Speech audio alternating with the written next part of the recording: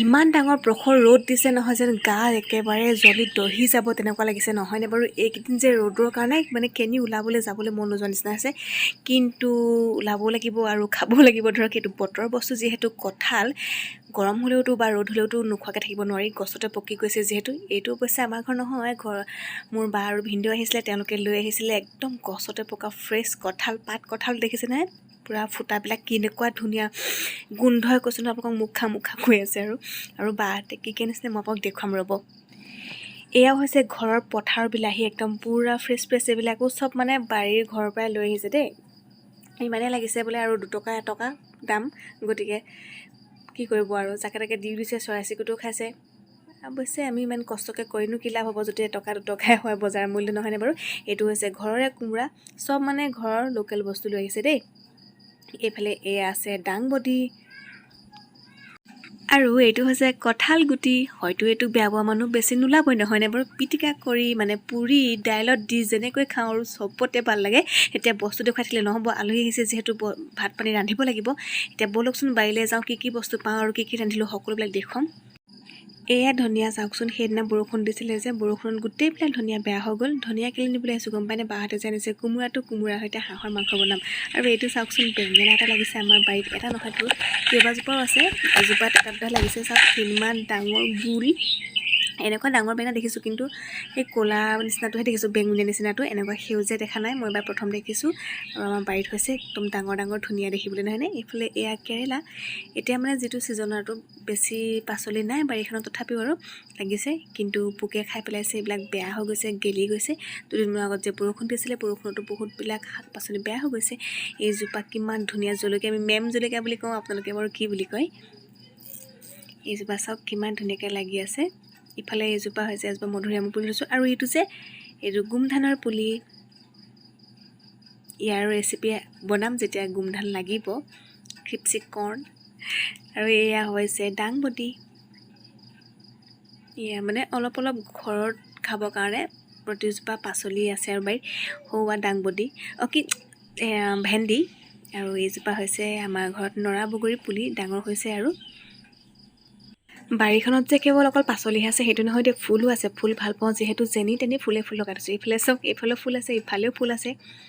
আৰু এটা আছে এজোপা প্ৰকাণ্ড তগৰ গছ, যিজোপা এবাৰ বহাগত খুব ফুলিছিলে, যোৱা বছৰো ফুলিছিলে বেছি। আৰু এইজোপা যে বগী জামুক বুলি কয়, আৰু ফুপুলা জামুক বুলিও কয়। এইজোপা নেমু গছ আছে, ডালিম, ফল মূল কিছুমান ৰুইছোঁ আৰু ডাঙৰ হোৱা নাই। তাৰপিছতে এইজোপা চাওকচোন, বাৰীৰ চুকতে লাগি হৈ ফুলি থকা ফুটুকা গছজোপা, ইমান ভাল লাগে ফুল পা, নহয়নে বাৰু। ৰঙেই চাবনে, ইয়াৰ ফুলেই চাব, কিবা এটা ভাল লাগে এই ফুল গছজোপা মোৰ। আৰু এয়া চাওক, আমাৰ লাগি আছে বগী জামুক। আৰু এতিয়া বনাম হাঁহ আৰু কোমোৰাৰ মাংসৰ আঞ্জা। এয়া কাটি থৈছে দেউতাই কোমোৰা, আৰু ইফালে মই পিঁয়াজ নহৰু চহৰুৰ পৰা দি লৈছোঁ। এইখিনি হৈছে হাঁহৰ মাংস, কিনি আনিছে বাৰু। এতিয়া ফটাফট বনাই লওঁ, বাকী কৈ নাযাওঁ, আপোনালোকে চাই যাব। ইয়াৰ মাজতে কৈ দিছোঁ, যদি ভিডিঅ'টো ভাল লাগিছে আপোনালোকে লাইক আৰু কমেণ্ট কৰিবলৈ নাপাহৰিব। আৰু যিসকলে নতুনকৈ চাই আছে তেওঁলোকে চেনেলটোত আহি ছাবস্ক্ৰাইব কৰি দিব, আৰু কাষতে থকা বেল আইকনটো টিপি অল কৰি থৈ দিব।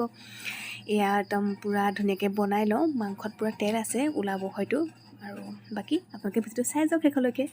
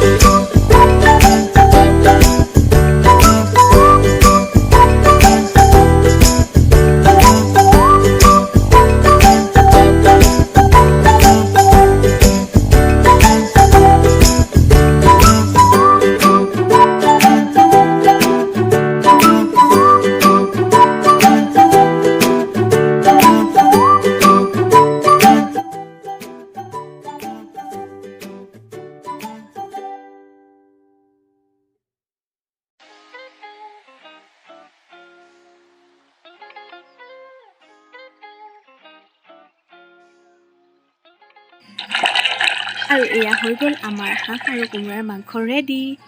এয়া চাওক, মই তাত ধনিয়া দি দিলোঁ শেষত, আৰু এতিয়া ধুনীয়াকৈ সজাই লওঁ আৰু আলহীক খাবলৈ দিম।